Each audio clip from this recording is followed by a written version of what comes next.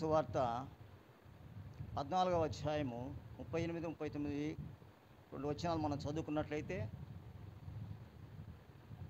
ఆయన ఒక మాట గురించి మనతో బయలుపరుస్తూ ఉన్నాడు. మెలకువగా ఉంటున్నారా లేదా అని దేవుడి దినాన ప్రశ్న వేయచూ ఉన్నాడు. మార్కు సువార్త 14వ అధ్యాయము 38, 39.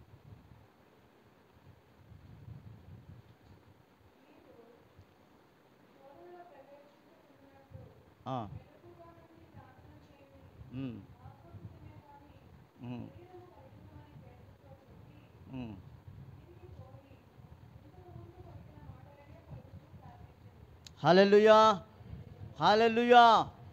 స్తోత్రం ప్రభా, నన్ను మరుగుపరిచి మీరు మాత్రం మహిమ పొందమని యేసునామమున ప్రార్థిస్తున్నాను తండ్రి, ఆమేన్. ప్రియులారా, మెలకువగా ఉండుడి, విశ్వాసమందు నిలకడగా ఉండుడని బైబిల్ వాక్యం సెలవిస్తూ ఉంది. అయితే పౌలు కొరింథీయులకు రాస్తూ ఉన్నాడుగా, కొన్ని మాటలు కూడా మనము తెలుసుకుంటాం. అయితే ప్రియులారా, ఇక్కడ మార్కు సువార్త 14వ అధ్యాయంలో చెప్పినటువంటి మాటలను బట్టి ఆయన శోధనలో ప్రవేశించుకుంటున్నట్లు మెలకువగా ఉండి ప్రార్థన చేయుడి అని సెలవిస్తూ ఉన్నాడు. ఇది నాన్న శిష్యులు అనేటువంటి వారిని మన పోలిక చొప్పున అయితే మనం పోల్చుకున్నట్లయితే మనం ప్రార్థన విషయంలో అనేక సార్లు వెనకబడిపోతూ ఉన్నాం. అయితే దేవుని యొక్క మాటలను బట్టి పాటలు పాడడం కానీ ప్రసంగాలు చేయడం కానీ కాదు, కానీ అయితే ప్రార్థనకి ఆయన ఎంతో ఇంపార్టెంట్ ఇస్తున్నట్టుగా మనం ఈ వాక్యంలో మనం చూస్తూ ఉన్నాం. అయితే ఈ ప్రార్థన విషయంలో మనము నిద్రపోతున్న వారముగా కనిపిస్తూ ఉన్నాం ప్రభువులకి. అయితే శిష్యులు కూడా ఆ దినాన అదే పనిలో ఉన్నారు. అక్కడ ఆ యొక్క సజీవ యాగముగా మీ శరీరములు సమర్పించుకుని కూడా ఒక భాగ్యం చూస్తాం మనం. అయితే ఇక్కడ మన ప్రభు అయినటువంటి యేసుక్రీస్తు ఆయన వేదనలో ఉండగా ఆ గెత్సెమనే తోటలో ఆయన ఎంతో భారభరితంగా ప్రార్థనకు ఆయన సిద్ధపాటుగా ఉన్నట్టుగా చూస్తూ ఉన్నాం. అయితే ఆయన ఎవరి కోసము ఆయన పాటుపడుచు ఉన్నాడు అనే విషయానికి వస్తే మా కోసం కాదులే, అంటే ఎవరి కొలత వాళ్ళు కొలుసుకోవాలా, ఎవరి యొక్క ప్రతి విషయము కూడా అప్పచెప్పుకోవాలి లెక్క. హల్లెలూయా. పిల్లలు బాగా గమనించండి, ఇక్కడ మనం లెక్క అప్పచెప్పే వారంగా ఉన్నాం. ఈ లోకంలో ఉన్నంతకాలం మన పరిస్థితి అదే. ఒక దినాన మనము అక్కడికి వెళ్ళవలసిన వారు వెళ్ళాం. ఆ యొక్క రాజ్యమునికి వెళ్ళాల అంటే ఇక్కడ కొన్ని లెక్కలు మనం అప్పచెప్పుకోవాల్సిన వారుగా ఉన్నాం. అయితే ఏదో పాటలు పాడినప్పుడు మహిమకరంగా అలాగనే ప్రసంగాలు చేస్తే కాదు, కానీ ఒక మాట గుర్తుకొస్తూ ఉంది నాకు. ఒక మాట ఏమంటే, మనకు ఈ లోక సంబంధమైనటువంటి అపవాది ఏమంటున్నాడంటే, ఇదిగో మీకంటే నేను అద్భుతంగా పాటలు పాడగలను, ఇది మీకంటే అద్భుతంగా ప్రసంగాలు చేయగలను, నేను ఆయన దగ్గర నివసించి వచ్చిన వాడిని అంటున్నాడు. నేను కానీ ఒక రెక్క కానీ ఇలాంటి పిల్లల గ్రోవులు పోతాయి, అందరూ పరవశించిపోతారు అంటున్నాడు. అయితే ఒక దినాన యేసన్న ఒక మాట అన్నట్టుగా గుర్తుకొస్తూ ఉంది నాకు. ఆయన కొన్ని ఉపమానాలు కూడా చెప్తూ ఉంటాడు మధ్య మధ్యలో. అని అన్నాడంట, సరే పాటలు నువ్వు బాగా పాడతావురా, మ్యూజిక్ కూడా బాగా వాయిస్తావు, కానీ ఒకటి చేస్తావు నాతో అంటే చెప్పు ఏదైనా చేస్తా రెడీ అన్నాడంట. సరేరా మన మోకాళ్ళు వేద్దాం అన్నాడంట. హల్లెలూయా. అది మాత్రం నా వల్ల కాదయ్యో అన్నాడంట. ఏమన్నాడా? అది మాత్రమో నా వల్ల కాదయ్యా అన్నాడంట. పిల్లరా, మీరు దేవుని యొక్క ప్రేమను పొందుకోవాలన్నా, దేవుని యొక్క ఆ యొక్క ఆంక్షలు, ఆయనకున్నటువంటి ఆ గుణాతిశయములు మనం సంతరించుకోవాలన్నా, ఆయనకి ఇష్టానుసారంగా మనం జీవించాలన్నా మొదట ప్రిఫరెన్స్ ప్రార్థనకే ఇస్తూ ఉన్నాడు. నేను ఫస్ట్లో ప్రార్థనకి ఎక్కువ ఇంపార్టెంట్ ఇచ్చేవాడిని కాదు. నా యొక్క గత జీవితంలో ఎక్కువగా కూడా ఇంతకుముందు నేను మరి ఆ మాట నేను చెప్పలేదు. 2021లో నేను రక్షించబడింది. అబ్బా ఇప్పటికే పెద్ద 4 సంవత్సరాలకే పెద్ద రక్షణ అనుకోవచ్చు మీరు. నాకు ఇదే పెద్ద గండం. హల్లెలూయా. ఏందా ఇదే పెద్ద గండం నాకు 4 సంవత్సరాలు అనుకోవచ్చు మీరు. కానీ చాలామంది ఓయేమో 10 సంవత్సరాలు 20 సంవత్సరాలు కూడా ఉన్నారు. కానీ నాకు ఇదే ప్లస్. 2021 సమయంలో ఏం జరిగిందో మీకు తెలుసు. కుప్పలుగా రాలిపోతూ ఉండరు. అవి చూస్తూ ఉంటే నాకు ఇక్కడ సెగపడుతూ ఉంది. ఓ నాయనా ఏంది మా పరిస్థితి అని. ఆ సమయంలో దేవుడు పట్టుకున్నాడు నన్ను. అప్పటి వరకు మాత్రం నా ఇష్ట ప్రకారంగానే ఉన్నా. ప్రార్థనకి ఎక్కువ ఇంపార్టెంట్ ఇచ్చేవాడిని కాదు, పాటలకి మ్యూజిక్ ఎక్కువ ఇచ్చేవాడిని.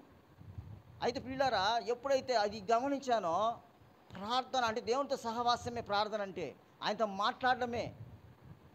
ఇక్కడ మెలకువగా ఉండు అనేసి గురించే నేను ప్రస్తావిస్తూ ఉన్నటువంటి మాట.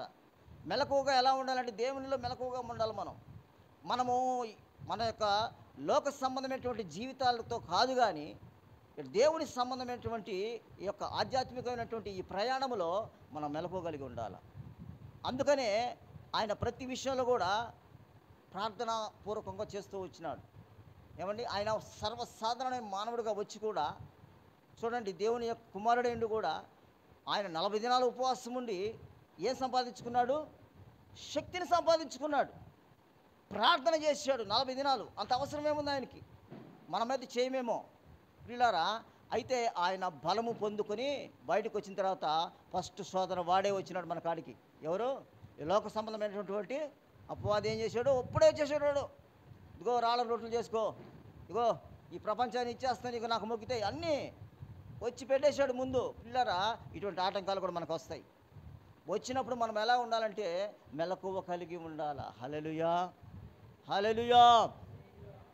అందుకనే మనం పౌరుషం గలవారై ఉండుడి అని చెప్తోంది బైబిల్లో మాట. బలవంతులై ఉండుడి.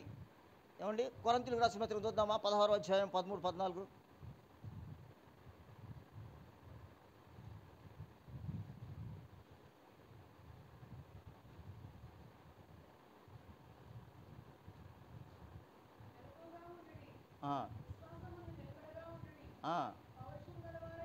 పౌరుషం గలవారైండు, బలవంతులైండు, అన్నీ ప్రేమతో చేయుడి. హల్లెలూయా. అందుకనే ఆయన పౌలు మనల్ని బలపరుస్తూ ఈ మాట రాస్తూ ఉన్నాడు. ఏమండి, మెలకువగా ఉండు, విశ్వాసముందు నిలకడగా ఉండు, పౌరుషము గలవారైండు, బలవంతులైండు. బలము కలిగి ఉండాలి మనం. ఉత్తుత్తి ప్రార్థన కాదండి.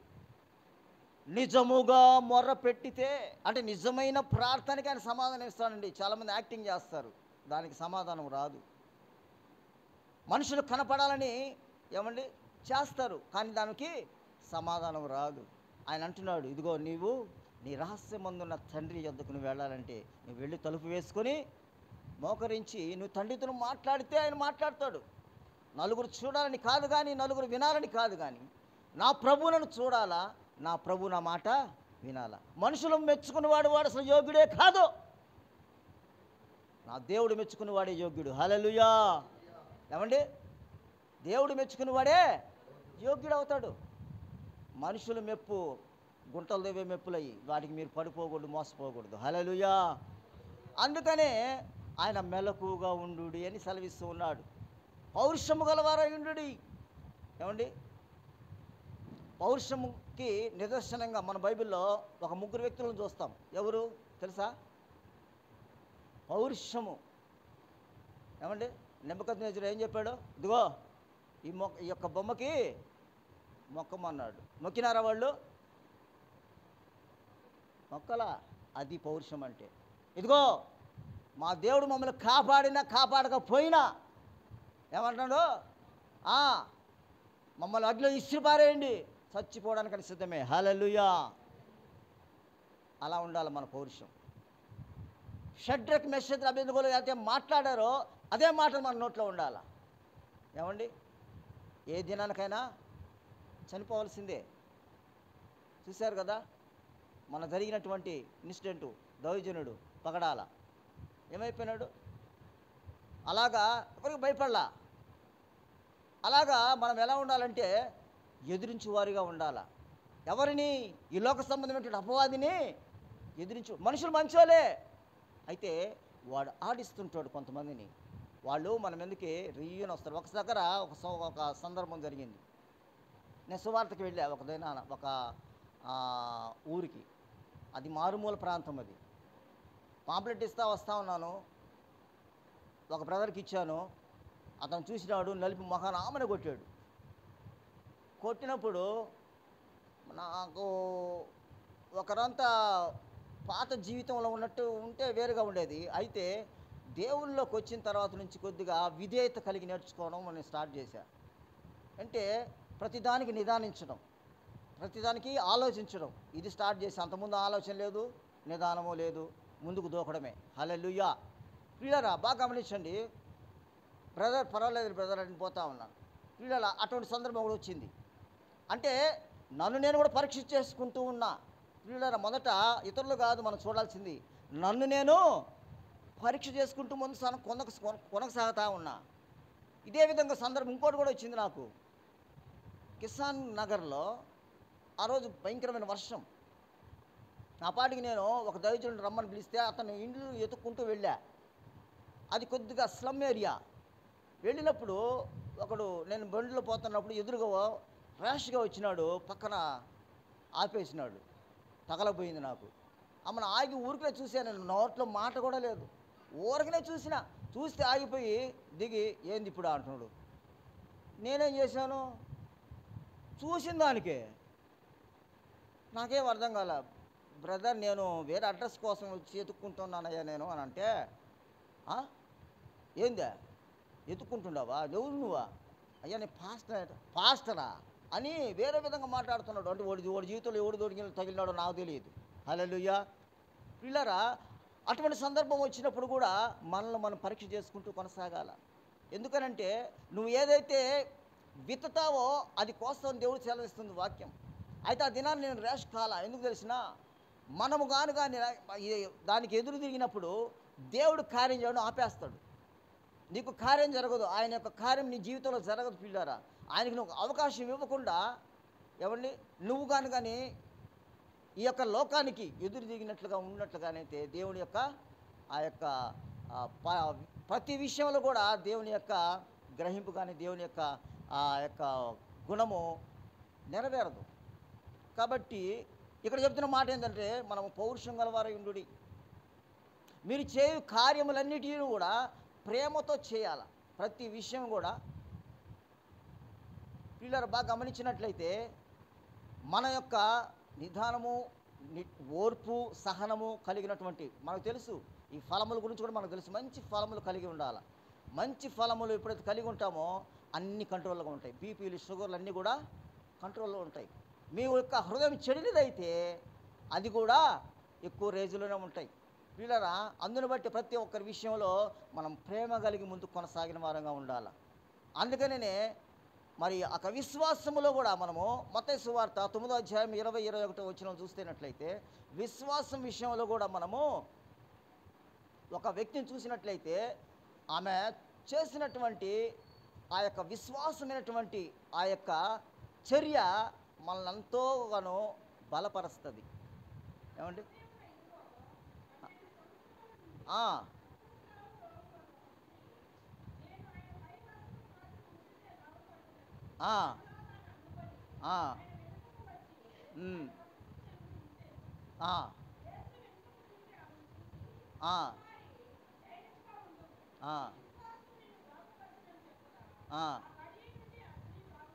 హల్లెలూయా.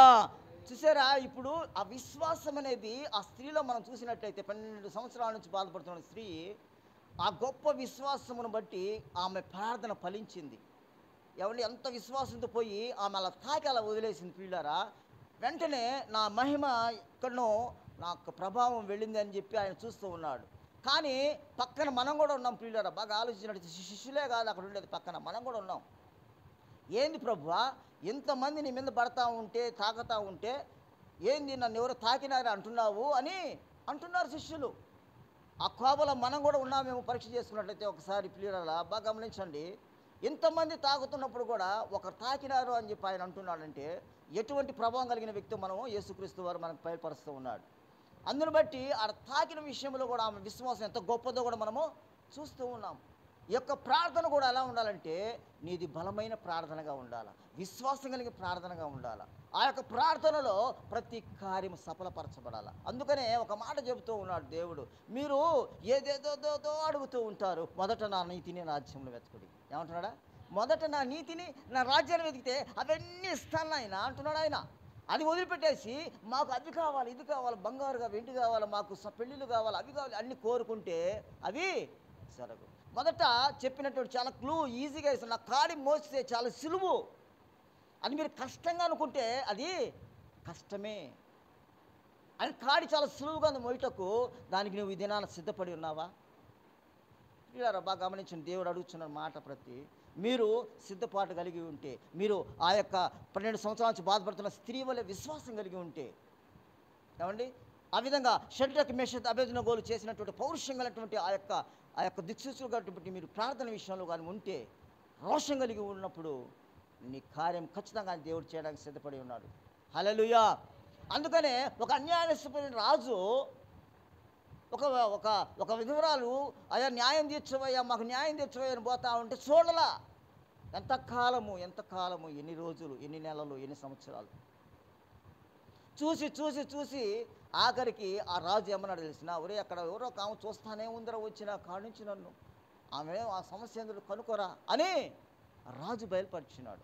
అలాగ పిల్లారా, మీరు ఎలా ఉండాలంటే ఆ విధవరాలు ఏ విధంగా కనిపెట్టుకునే ముందో, ప్రతి దినము కూడా నా యొక్క ఉత్తితి మాటలు కాదు, నా నిజమైన అనుభవాలు నేను చెప్తున్న మాటలు ఏంటంటే పిల్లారా, నేను ప్రతి విషయంలో కూడా ఇంతకుముందు ఎన్నోసార్లు వర్క్ విషయంలో, నా పని విషయంలో అనేకులకు ఫోన్లు చేసేవాడిని. ఇప్పుడు ఆ ఫోన్లు చేయడం మానేసుకున్నా. ఎందును బట్టి అంటే నేను కనిపెట్టడం ప్రారంభించేశా. హల్లెలూయా. నేను కనిపెట్టడం ప్రార్థన చేశా. నేను ప్రభు పట్ల నేను ఎలా ఉన్నాను, నేను ఎలా జీవిస్తున్నాను, ఎలా బ్రతుకుతున్నాను, దానిని బట్టి నేను కనిపెట్టడం ప్రారంభించిన. ప్రభు నాకు ఈ పని చేస్తున్నాడు లేదా, నా పట్ల నా ఏ విధంగా ఎటువంటి ఉద్దేశం కలిగి ఉన్నాడు అని కనిపెట్టడం ప్రారంభం చేశా. మీరు కూడా కనిపెట్టాలా. అది కనిపెట్టడం ఎలా వస్తుందంటే ప్రార్థనలో సాధ్యం. నువ్వు ప్రార్థన చేసినప్పుడు, నువ్వు ప్రతి ఒక్క విషయంలో బిహేవియరు నీకు దేవునికి అనుకూలంగా మార్చుకున్నప్పుడు, ప్రతి క్రియ కూడా, నీ ఆలోచన, నీ చూపు సజీవ యాగముగా నువ్వు ఎప్పుడైతే నీ శరీరమును దేవునికి సమర్పించుకొని ఆశ కలిగి నువ్వు చూస్తావో, తప్పకుండా నీ ఆశ ఆయన సఫలపరచడానికి సిద్ధంగా ఉన్నాడు. హల్లెలూయా. నీ ఆశ సఫలపరచడానికి ఆయన సిద్ధంగా ఉన్నాడు. నీవే లేట్.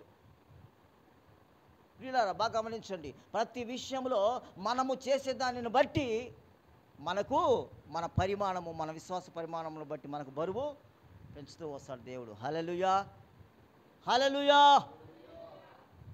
ప్రియులారా, కాబట్టి మనం దేవుని విషయంలో మరి అనేక విషయములలో మనము మెలకు కలిగి ఉండాలని ఆయన బయలుపరుస్తూ ఉన్నాడు.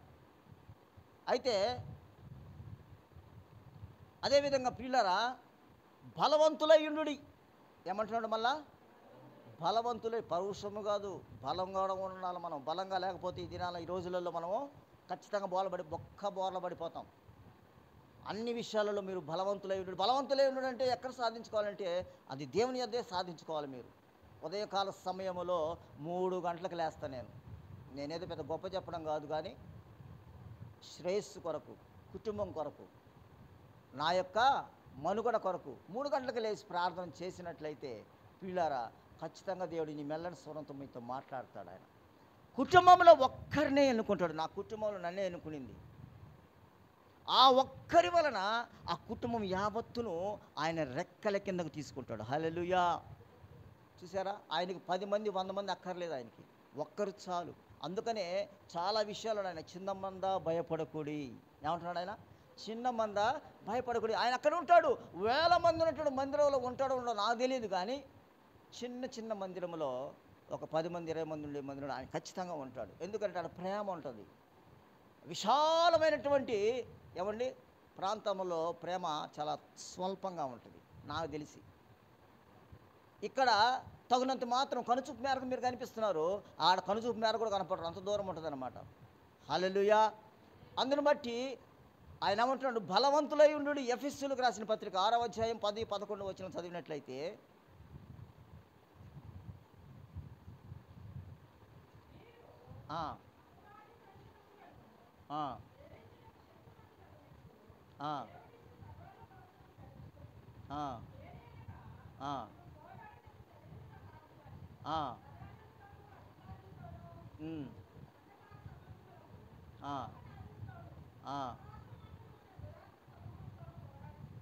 హల్లెలూయా. చూసారా, అవి కళ్ళకు కనపడవండి, మనుషులు మంచోళ్ళే, కానీ అవి ఏం చేస్తామంటే అవి దూరి వాళ్ళని ఇష్టం వచ్చినట్టుగా మనసుతో ఆడుకుంటూ ఉంటాయి. అందుకనే పౌలు అంటున్నాడు, నేను మనసుతోనూ ప్రార్థించగలను, హృదయంతోనూ ప్రార్థన చేస్తాడు. అవును, అలా కలిగి ఉండాలి మనం. అన్ని స్వాధీనంలో తెచ్చుకోవాలి మనం. అంటే ఈ యొక్క అవయవములన్నింటినీ మనం స్వాధీనంలో తీసుకొచ్చుకోవాలి ప్రియులారా. లేకపోతే మన మాట వినదు. అందుకనే ఆత్మకి శరీరానికి ఎప్పుడు వైరం కలుగుతూ ఉంటుంది. ఆత్మ ఒక మాట చెప్తే శరీరం ఇంకొక వైపు చెప్తూ ఉంటుంది. అందుని బట్టి మనము పరిశుద్ధాత్మను మనం ఆశ్రయించాలి. పరిశుద్ధాత్మ ఎప్పుడైతే చెప్తుందో నీకు, దాన్ని బట్టి నువ్వు నడిచినావంటే సర్వ సంపూర్ణతలోకి నువ్వు వస్తావు. హల్లెలూయా. సర్వ సంపూర్ణతలకు రావాలంటే మొదట నీ దేహమును ఆత్మకు సమర్పించుకోవాలి, సజీవ యాగముగా సమర్పించుకోవాలి పిల్లారా. అందుని బట్టి తుదకు ప్రభు యొక్క మహాశక్తిని బట్టి ఆయన యందు బలవంతులై ఉండుడి. హల్లెలూయా. ఏమై ఉండాలి మనము? ఆయన శక్తిని బట్టి బలవంతులై ఉండుడి. ప్రతి విషయంలో కూడా పిల్లారా, మన టాలెంట్స్ ఎన్ని ఉన్నా కూడా ఒక మాట మర్చిపోకూడదు మనం, ఇది దేవుడిచ్చింది. ఏమనాలా? ఆయన ఇచ్చింది, నాదేముంది అనాలా. ఎప్పుడు కూడా నీ యొక్క మాటలు ఎలా ఉండాలంటే దేవునిని మహిమపరిచే విధముగా ఉండాలి. అందుకనే మన స్వచిత్తాన్ని ఎప్పుడు కూడా నమ్ముకోకూడదు. ఒకప్పట్లో నేను నమ్ముకొని దెబ్బతిన్నా. ఇప్పుడు దేవుని యొక్క ఆయన మహదైశ్వర్యం మీద ఆధారపడినప్పుడు చాలా వేరియేషన్స్ కనిపిస్తూ ఉంది నాకు. ఆయన నడిపింపు కానీ, ఆయన యొక్క ప్రతి విషయంలో ఆయన చూపే ప్రేమ కానీ నాకు చాలా డిఫరెంట్గా ఉంది. ఇదొక కొత్తగా ఉంది. అందుకనే చూడండి, ఒక రాత్రిపూట ఆయన నికోదేముతో పోయి మాట్లాడుతున్నాడు అన్నమాట. ఆయన ఒక ఎంప్లాయీ ఉండి కూడా చూడండి, ఆయన పాండిత్యము వచ్చి కూడా అదేది ఆ యొక్క ధర్మశాస్త్రం పాండిత్యం తెలిసి కూడా ఆయనతో పోయి మాట్లాడుతూ ఉన్నాడు. ఏం నికోదేము, ఇది నీకు తెలియదా? ఒకరు నూతనంగా జన్మించకపోతే నా రాజ్యమునకు కాలేడు. ఇదేందయ్యా, నేను ఇంత పెద్దవాడిని ముసలోని అయిపోయింటే నేను తల్లి గర్భం పోయి మళ్ళీ నేనెట్ట వస్తాను అంటున్నాడంట. చూడండి ఎటువంటి పరిస్థితిలో ఉన్నారు. ఏంది ఇది కూడా నీకు తెలియదా అన్నాడంటే యేసుప్రభు.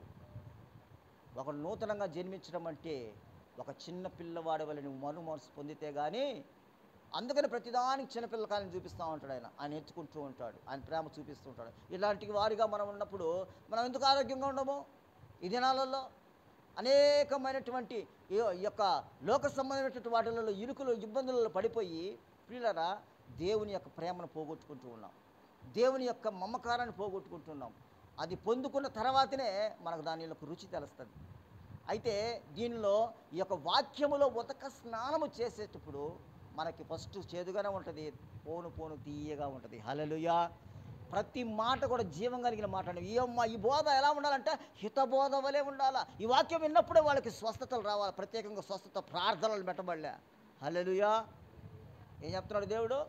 ఈ వాక్యములోనే వాళ్ళకి ఆరోగ్యం కలగచేస్తాడు దేవుడు. కాబట్టి ఈ వాక్యమందు మనము నిలకడగలిగి ఉంటాం. అందుకనే ఆయన వాక్యమే దేవుడే వాక్యమే ఉన్నాడని సెలవిస్తూ ఉన్నాడు పిల్లారా. అందుకనే చివరిగా నేను ఒక మాట చెప్పి ముగిస్తూ ఉన్నాను. ఆయన తుదకు ప్రభు యొక్క మహాశక్తిని బట్టి ఆయన ఎందుకు బలవంతులై ఉండు. బలహీనులుగా ఉండడం ఆయనకి ఇష్టం లేదు పిల్లారా. ఆయన ఏమంటున్నాడు? బలవంతులై ఉండు. ఎందుకంటే ఆయన సైన్యం ఎలా ఉండాలంట, బలహీనులుగా ఉండడం ఆయనకి ఇష్టం లేదు. మీరు బలము కలిగిన వారుగా ఉండాలా. ఈ లోకములో అన్నిటిని మీరు నేను జయించున్నాను కనుక మీరు కూడా జయించి జయించినప్పుడు మీకు జీవ కిరీటం మీ కొరకు ఎత్తిపెట్టుకోవాలి. అనేక నివాసములు నేను సిద్ధపరచడానికి వెళ్ళుచూ ఉన్నాను. వెళ్ళి ఉన్నాడు ఆయన మన కొరకు సిద్ధపరచడానికి నివాసములో వెళ్ళి ఉన్నాడు. తిరిగి రానై ఉన్నాడు నజరేయుడనేసు. మేఘారుడై రాయనున్నాడు. ఇదిగో రాకడ దినములు సమీపంగా ఉన్నాయి. అనేకులు మనం చూస్తూ ఉన్నాం. భయంకరమైనటువంటి యుద్ధాలు జరుగుతూ ఉన్నాయి. అయితే మనం దేవుని కృపను బట్టి మనము చాలా నెమ్మదిగా ఉన్నాం. భయంకరమైనటువంటి యుద్ధాలు జరుగుతున్నాయి దినంలో. మరి అక్కడ యూఫ్రటీస్ నది కూడా ఎండిపోయింది. కాబట్టి యెరూషలేము పట్టణంకు దండెత్తుతూ ఉన్నారు అనేకులు. ప్రియులారా, భయంకరమైన దినాలలో మనం ఉన్నాము. మనము రాకడకి సిద్ధపడి ఉన్నాం. బుద్ధిగల కన్నికల వలె మనం ఉంటాం. బుద్ధి లేని కన్నికల వలె మనం ఉండకుండా, బలహీనమై ఉండకుండా బలము కలిగిన వారే షడ్రక్ మేషక్ అబేద్నెగోల కలిగిన పౌరుషం కలిగి మనము మన జీవితం ముందు కొనసాగుతామని ఈ కొద్ది మాటలు దేవుడు దీవించి ఆశీర్వదించమని యేసునామములో ప్రార్థిస్తున్నాను.